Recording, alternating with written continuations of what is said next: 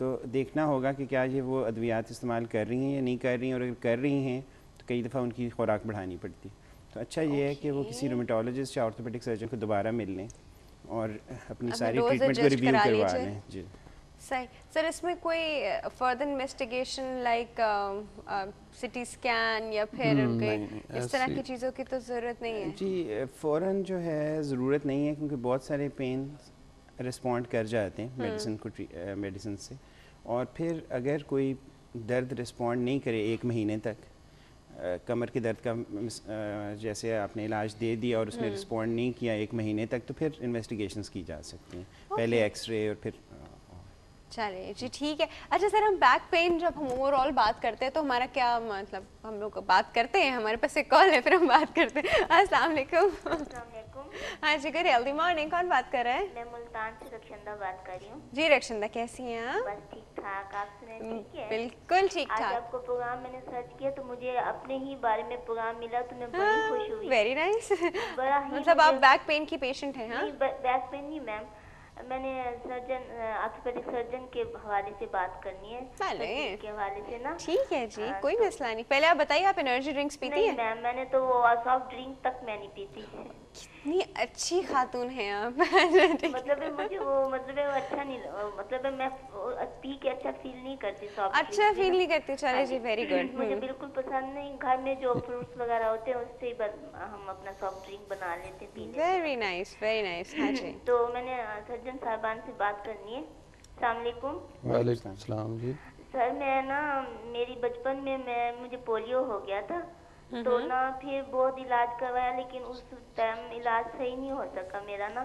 तो सब डॉक्टर्स वगैरह ने मेरी टांग हिप की हड्डी जो है ना वो टूट गई थी एक्सरसाइज करते हुए ना सर।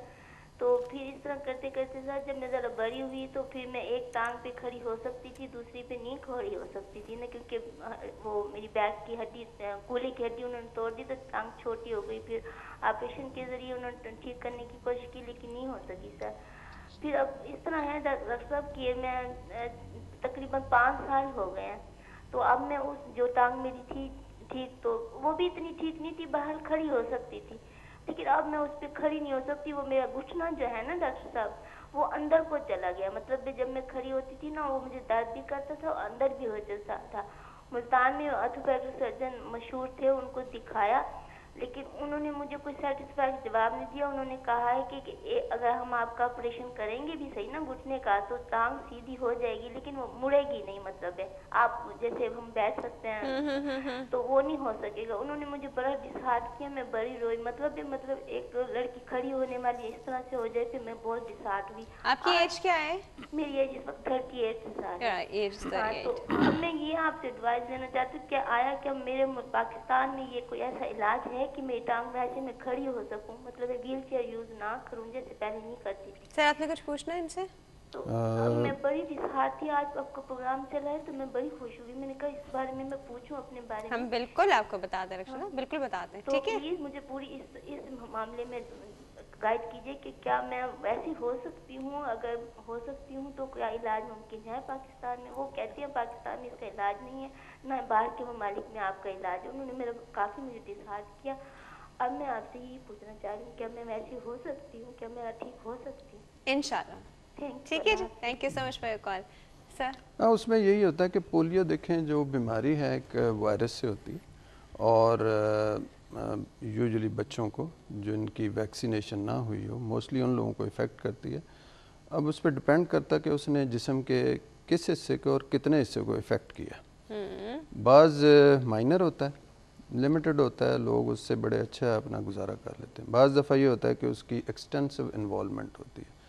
उसमें जो रिकवरी का टाइम है आम तौर पे जितनी रिकवरी होनी हो वो अर्ली मंथ्स में हो जाती है और मैक्सिमम 2 इयर्स तक उसमें जितनी रिकवरी पॉसिबल हो वो हो सकती हो है। जाते हैं, ठीक है। उसके बाद ये है कि जितना लॉस है उसको एवेल्यूएट करना और जो अच्छे सर्जन्स हैं पाकिस्तान में जो लोग ये काम करते हैं पोलियो के हवाले से उनसे एवेल्यूएट करवाना चाहिए। अगर वो यहाँ आ सकती हैं तो हम लोग उनको एवेल्यूएट कर सकते हैं और उनको एक्सप्लेन कर सकते हैं कि आपका मसला किस एक्सटेंट तक है और उसमें किस हद तक मुमकिन है कि आपके मसले को इस हद तक किया जाए कि आप चलने फिरने के काबिल हो सकें। अच्छा सर, अभी इनका क्या कुछ है, इनका कुछ वापस से वॉक कर सकती हैं, ऐसा क्या उनके नी पे लगेगा कि शी कांट बेंड?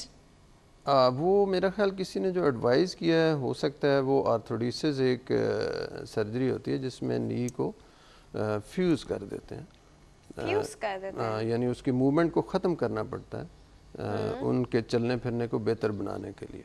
अब उसकी किस उस बैकग्राउंड में उन्होंने बताया ये तो मैं नहीं उनको बता सकता इस वक्त, जब तक उनको एग्जामिन ना किया जाए तो क्या उनमें पॉसिबिलिटीज़ हैं, किस हद तक उनको ठीक किया जा सकता है।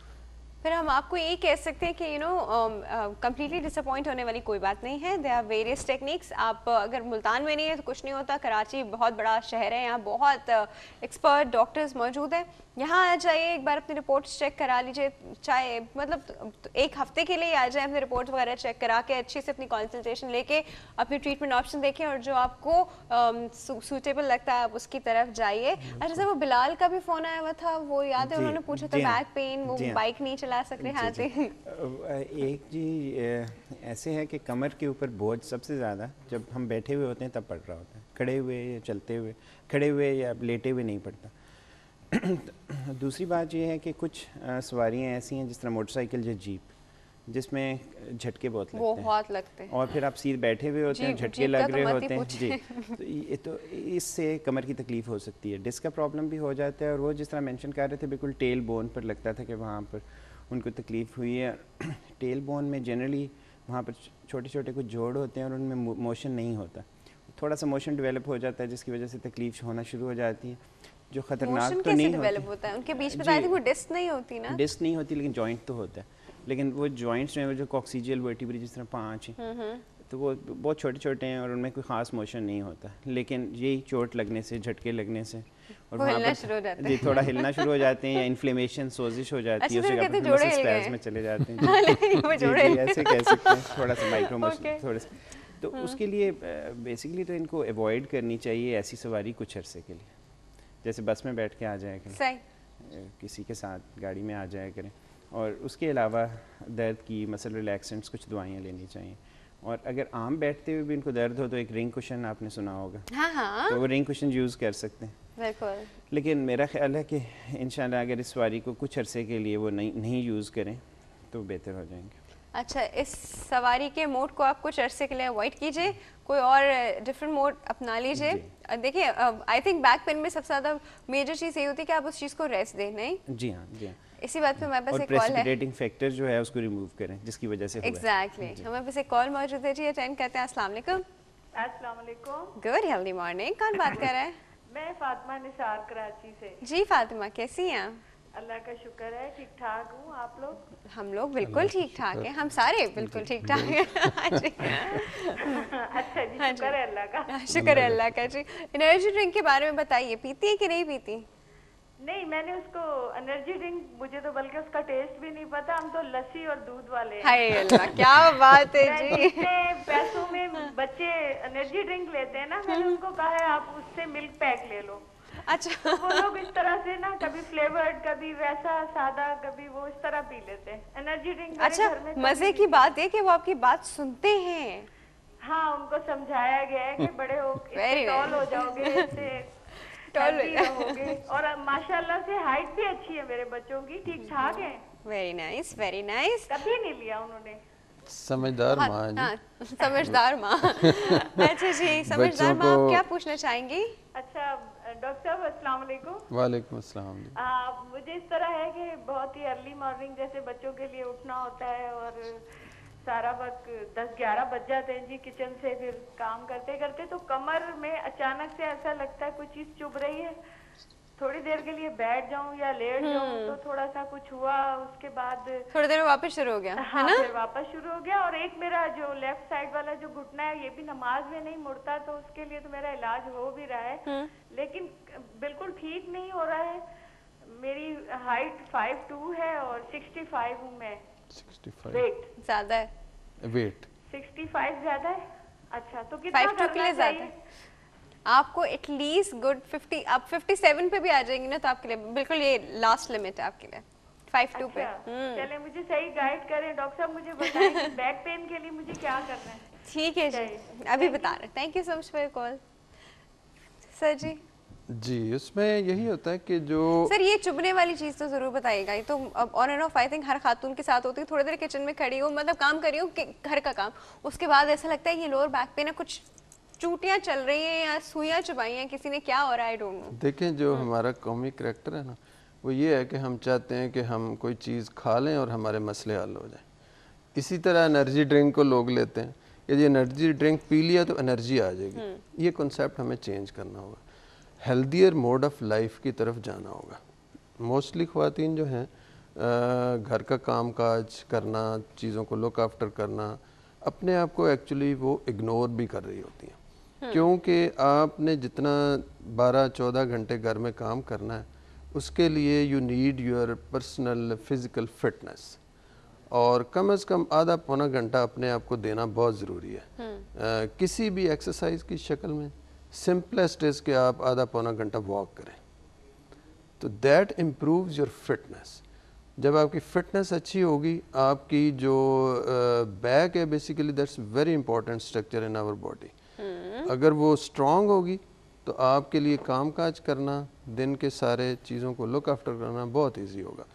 नंबर 2 ये है कि आप जो पोस्चर की मैंने बात की थी, पोस्चरल प्रिकॉशन ज़रूर लें, पर्टिकुलरली काम करते हुए, चीज़ों को लिफ्ट करते हुए, खड़े होते हुए। किचन में जैसे ख़वातीन का ज़्यादातर टाइम गुजरता है, खड़े होने में बैक पे काफ़ी ज़्यादा स्ट्रेस आता है, तो जो लोग एक्सरसाइज के यूज़ टू ना हो, उनके लिए जो बैक पेन को डेवलप करना बड़ा इजी होता है, वो बड़े इजीली उसका शिकार हो जाते हैं, and then they switch to medicines. और सर ये जो चुभने वाली चीज़ है ना, यहाँ शोल्डर्स तक आती है, we can feel it here. जब तक हम सीधे ना लेट जाएं थोड़ी देर के लिए, और ये चुभन और ये शोल्डर की थकन या जो भी है वो चला ना जाए, फिर आप खड़े होते हैं, हिम्मत करते हैं, वापस काम करना शुरू करते हैं, और थोड़ी देर में फिर से हो जाता है। देखें, मसल्स की जो एक एक्सटेंट है किसी हद तक काम करने की, if you are sitting for hours and hours, तो दे गेट टायर्ड।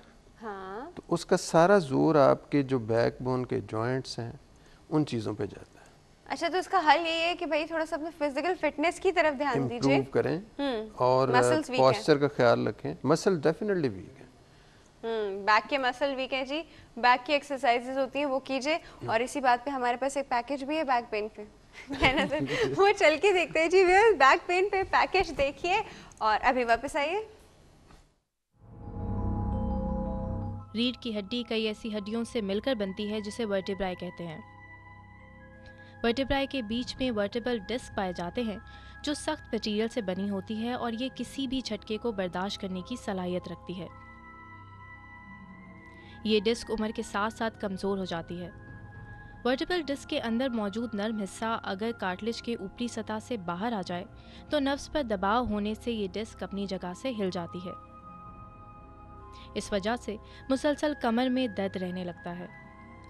ये डिस्क ज़्यादा वज़न उठाने से या मुश्किल जिस्मानी सरगर्मी में शामिल रहने से होता है। तशवीशनाक हालत में सर्जरी की ज़रूरत पड़ती है, जिसे लेमिनेक्टमी कहते हैं। लेमिनेक्टमी में हड्डी का एक छोटा हिस्सा हटाया जाता है ताकि नर्व को ज़्यादा से ज़्यादा जगह मिल सके। इस सर्जरी से स्पाइनल कॉर्ड को ज़्यादा जगह मिल जाती है और दर्द ख़त्म हो जाता है।